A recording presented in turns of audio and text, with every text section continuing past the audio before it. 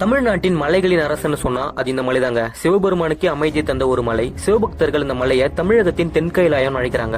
நான் சொல்ற இந்த பிரம்மாண்டமான மலையோட பேர் வெள்ளையங்கிரி. இந்த 2024ஆம் ஆண்டு இந்த வெள்ளையங்கிரி மலையை நீங்க ஏறணும்னாக்கா கண்டிப்பா இந்த வீடியோவை சேவ் பண்ணி வச்சுக்கோங்க. இந்த மலை அமைந்திருக்கிற இடம் எங்கன்னு பாத்தீங்கன்னா கோயம்புத்தூர் மாவட்டம் பூண்டில தாங்க இருக்கு. இந்த வெள்ளையங்கிரி ஆண்டவரை நம்ம தரிசிக்கணும்னாக்கா 7 மலைகளை கடந்துதான் நம்ம சிவபெருமான பாக்குற மாதிரி இருக்கும். நம்ம வார்த்தையால சொல்ற மாதிரி அவ்வளவு சுலபமானது கிடையாதுங்க இந்த மலை. இந்த 7 மலைகள்ல ஒவ்வொரு மலைகளையும் நம்ம காலை பதிக்கும் போது ஒவ்வொரு வித்தியாசமான அனுபவம் நம்மளுக்கு கிடைக்கும். முதல் மலையை கரடு முரடான பாதைகளை கடந்து நம்ம மேல ஏறிட்டோம்னா அங்க வெள்ளி விநாயகருடைய ஆலயம் தென்படும். விநாயகரை வழிபட்டுட்டு முதல் மலை ஏறின உற்சாகத்துல 2வது மலையில சமதளமான பகுதியை கடந்து வழுக்கு பாறையில 2வது மலை முடிவடையும். 3வது மலையில பாம்பாட்டி சித்தர் குகை இருக்குங்க. இங்க சிவபெருமான வணங்கிட்டு கைத்தட்டி சுனில இருந்து உங்களுக்கு தேவையான தண்ணீர் வரும். இங்க தண்ணி புடிச்சு குடிச்சிட்டு உங்களுக்கு 4வது மலையில ஒட்ட சித்தருடைய சமாதி இருக்கும். இங்க திருநூறு எடுத்து பூசிக்கிட்டு 5வது மலை ஏற ஆரம்பிச்சோம்னா பீமன் கலியுருண்டை இருக்கும். நம்ம கடந்து வந்த 5 மலைகள்ல 6வது மலை தாங்க ரொம்ப முக்கியமானது. ஏன்னா இங்க ஆண்டி சுனை இருக்கு. நம்மளோட ஜென்ம பாவங்கள்